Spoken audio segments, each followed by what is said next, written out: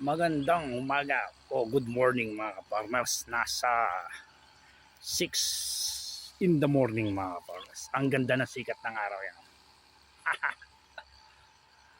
Umaga pa lang, mainit-init na yung kanyang sikat mga kaparmers.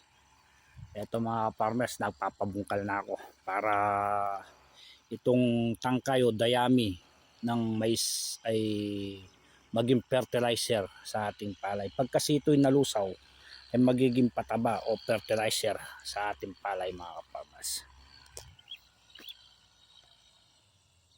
Yan po, farmers. Yan. Para maging fertilizer sa lupa. Tingnan nyo po yung lupa. Buhat nang nagtanim ako ng mais na pula na ginagawang feeds ay hindi pa ako nagpatubig dito hanggang ngayon mga farmers. Pero tingnan nyo, basa pa.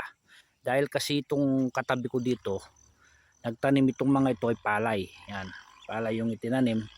Eh ako naman mais yung itinanim ko dahil medyo mataas yung lupa ko sa kanila. At may ukay kasi doon mga farmers, yun yung ukay. Ayun. Ayun yung ukay mga farmers, ayun. Kaya dito ay hindi kagad natutuyo yung lupa. Kaya hanggang ngayon ay basa pa.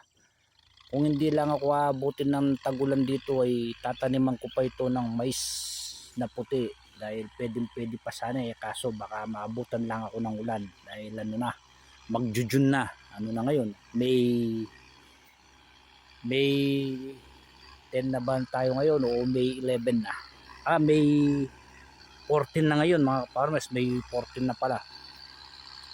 Kaya abutin na ako ng tagulan kung tatanim pa ako ng mais na puti. Kaya gagawin ko nito ay pabubungkal ko na lang para itong tangkay ng mais na ito ay maging pataba.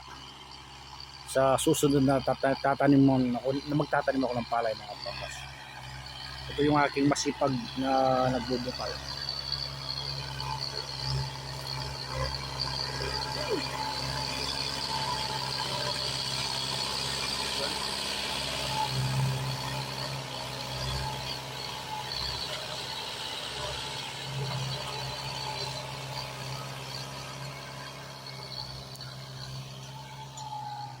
Sa mga bagong baguhan na kaparmer ko dyan, yung bagong nagtatrabaho pa lang sa bukid, sana may makuha kayo ng idea sa ginagawa nito.